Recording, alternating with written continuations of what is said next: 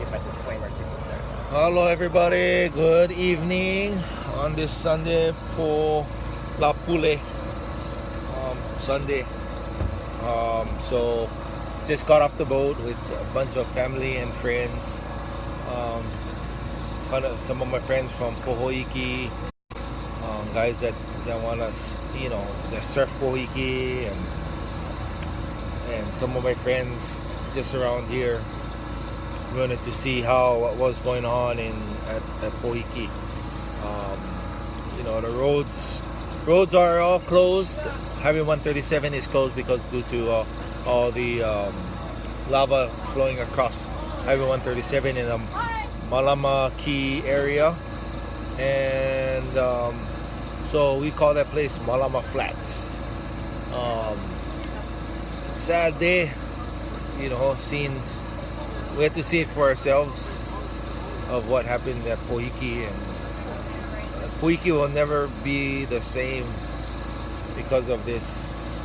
I mean, just because, right in that area, close to Kīlauea, where Pele first set foot on Hawaii Island, that's where she almost, that's where she pretty much went into the ocean. But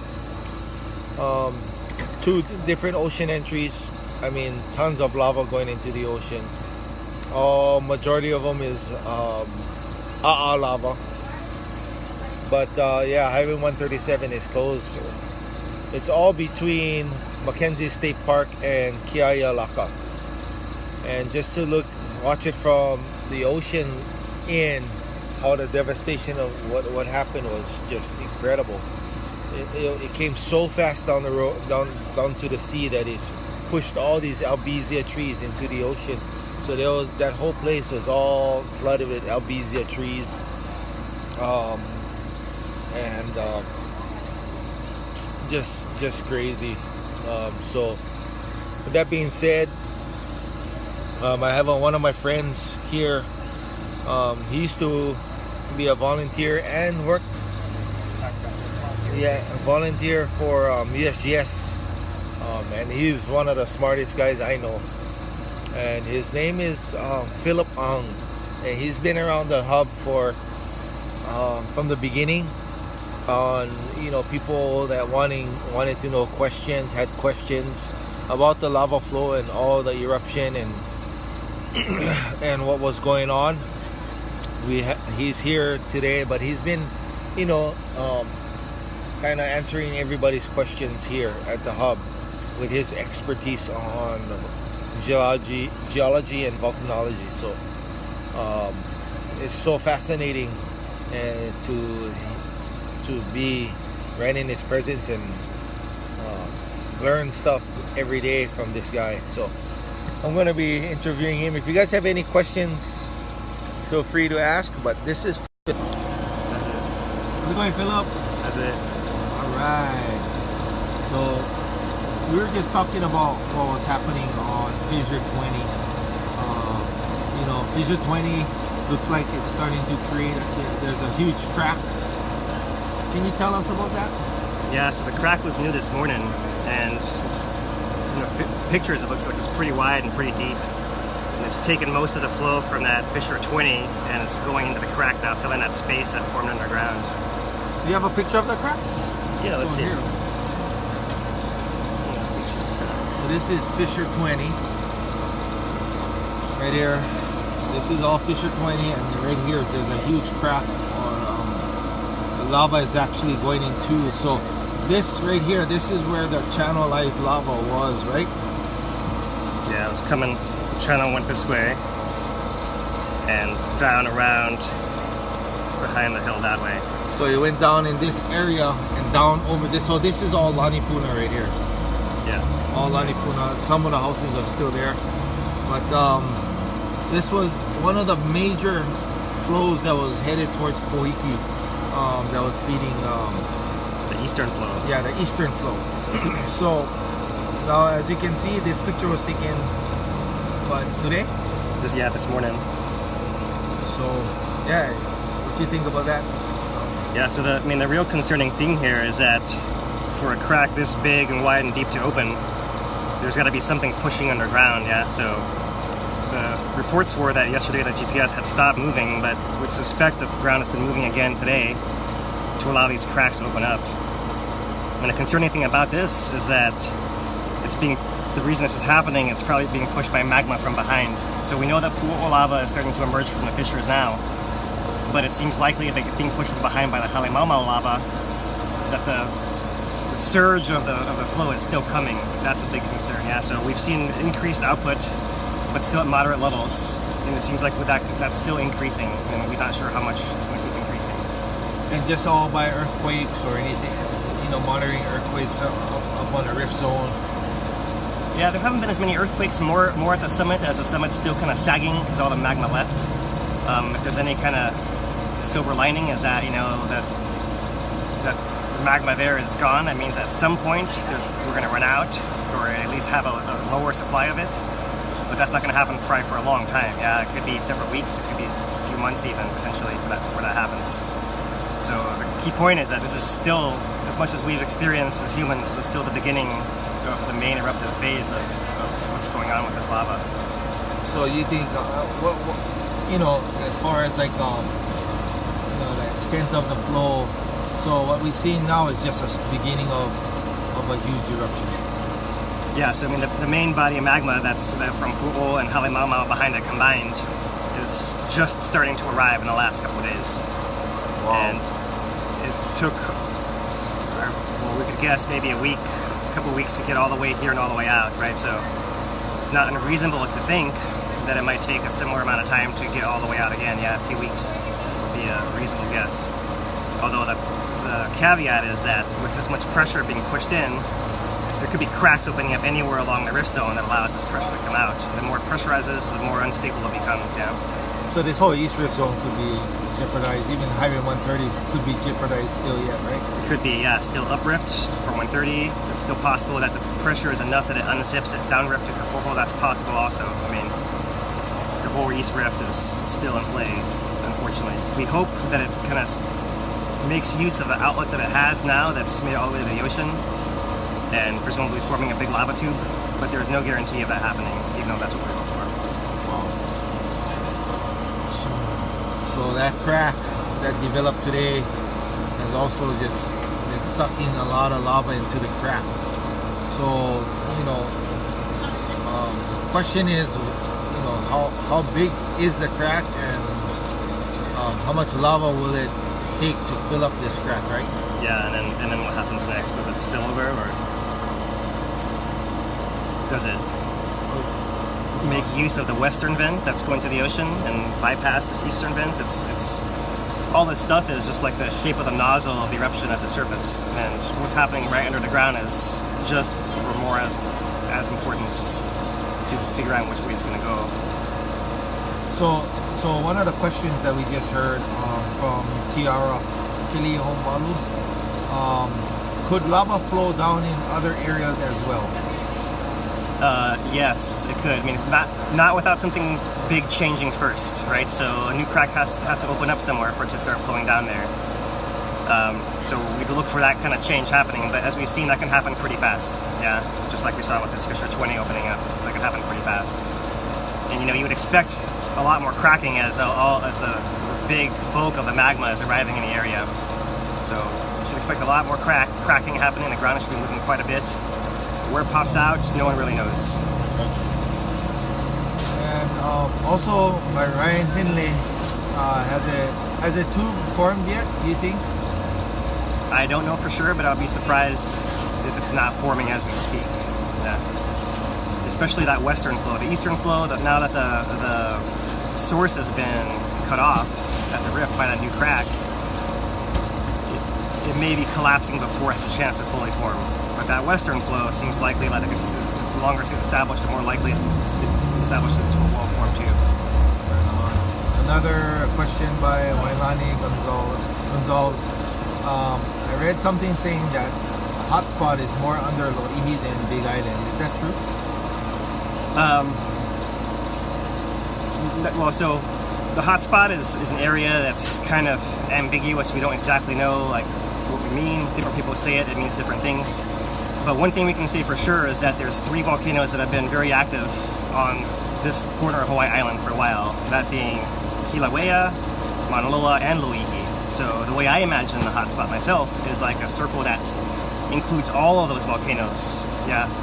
So it is kind of moving towards the Loihi side, but it's still very much underneath Mauna Loa especially, and obviously Kīlauea as well. Can it open up, down? Can it open down Nanavale, even Hawaiian beaches? I don't think so, right? Hawaiian beaches is off the rift zone. Nanavale is slightly off as well, and right now Nanavale sits to the north, and most of the flow is protected by a ridge from going that direction. So Nanavale, at least for now, the current situation is not looking that bad, you know. But it's not impossible that the crack opens up, and if it doesn't happen this eruption, then people got to understand that this area of the rift zone, this is what happens decade after decade after decade, right? What's been unusual for us is that the last 35 years, it's not been moving, it's stayed parked at Pu'u'o. That's the unusual thing. You know, in the age of social media and documentary TV, we've all been seeing everything about Pu'u'o and used to it being in the same place and not changing a whole lot year to year, at least from an outside perspective. But that's actually been unusual, right? What's normal is eruptions happening intermittently here in the area, maybe every 5 or 10 years, something like this happening. So it could be that geologically this is more normal, and we're just catching up as people to understanding the reality of that. Another question, what caused all this to happen in the first place? Bianca Yamamoto. Well, fundamentally, it's magma that's coming up through the earth, from deep in the earth, coming up underneath Kīlauea volcano, coming through the hotspot and through Kilauea's pipeline. And then within the surface, that plumbing is dynamic and it's changing very often. Yeah, so the pipe can be different sizes. It can change depending on the earthquakes, depending on the orientation of how it goes, and how much it pressurizes, how easily it can get out of the ground. Right? If you have a big open hole that it can pour out like Pu'u'o and flow to the ocean in a nice lava tube, you can get it out very easily. But if that cone collapses and the lava can't get out as much, maybe it backs up, and maybe it backs up all the way to the summit. Yeah, so I don't know what the mechanism was exactly that caused it to stop and back up, but clearly it's been pinched off for a while. Yeah, because the lava from Pu'u'o before this eruption had decreased in volume substantially to the point where it was backing up to the lava lake at Halemau and spilling over at the summit. Do they expect higher fountaining as more fluid lava arises in that portion of rift zone? That's an interesting question, yeah. And I can't be sure, but my gut feeling is the fountains are not going to be gigantic, if that's what you're asking. Not nowhere like 1,000 feet like it was in Pu'u'o. The reason why is we've already established a path out to the gas to come out bubbling and mixing with the lava, yeah. This reminds me more of what we saw at Kupainaha, where you had a series of fissures that bubbled up and made a little lava lake, lava pond, and then flowed lava tubes to the ocean from there.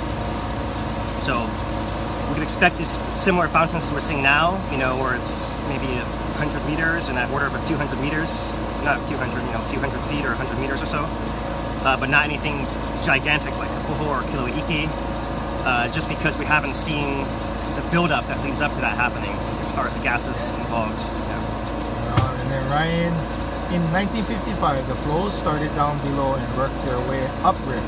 What caused them to move uprift? Could it be possible? Yeah, they jumped around quite a bit. I think the first flow in 55 was around Leilani. It jumped down towards Kapoho, then back uprift. Yeah, so it kind of bounces back and forth. But the way that I imagine it is that magma is kind of wedging its way into the rift zone, and for some reason, it doesn't get past some point that's pinched in the rift zone. If that happens, it can kind of back up and work its way back up the rift. If enough pressure builds, it can open that crack and move back down the rift. So it can go kind of either way depending on how strong the rock is and what's holding it in.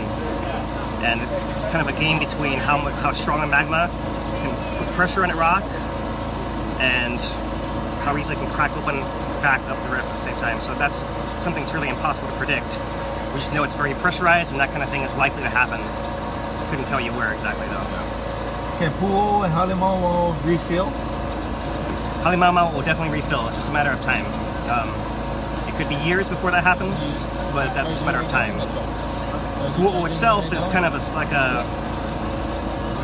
it's a surface feature on a landscape, yeah, and whatever was feeding Pu'u'o below from the rift zone, that seems to have been destroyed. The collapse of Pu'u'o and the fact that we have that deep crater in there now would seem to indicate that whatever plumbing was inside of that thing is now destroyed and gone.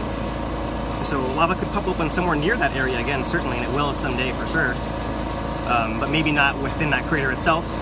And whether you want to call it Pu'u'o at that point again or not, given that's going to have a rebirth, so to speak, that's a different question entirely. And is there any, concern about Mauna Loa? Because a lot of people, that's one of the biggest questions, Mauna Loa erupting again. Well, so Mauna Loa is going to erupt again, that's for sure. And it's going to happen sooner than later. It's going to happen in our lifetimes, yeah, that's for sure, as well. But it does not connect to Kīlauea and what's happening in Kīlauea right now, at least directly, right? I mean, the magma from Kīlauea is separate from magma that feeds Mauna Loa.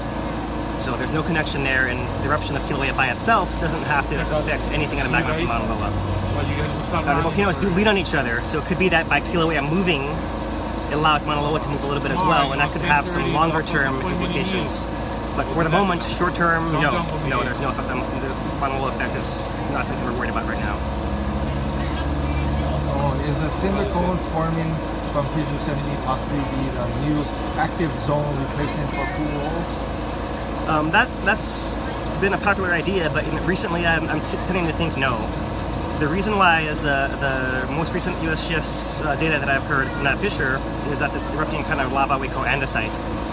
All that matters is that's an older lava that's been sitting in the ground for a while, and they weren't sure exactly how long it's been there, at least since 55, but possibly 1924, possibly from 1840, so it's been there for a long time. And the longer it sits there, the more the crystals can form there and then change the chemistry of it and makes the lava that's left over a lot stickier.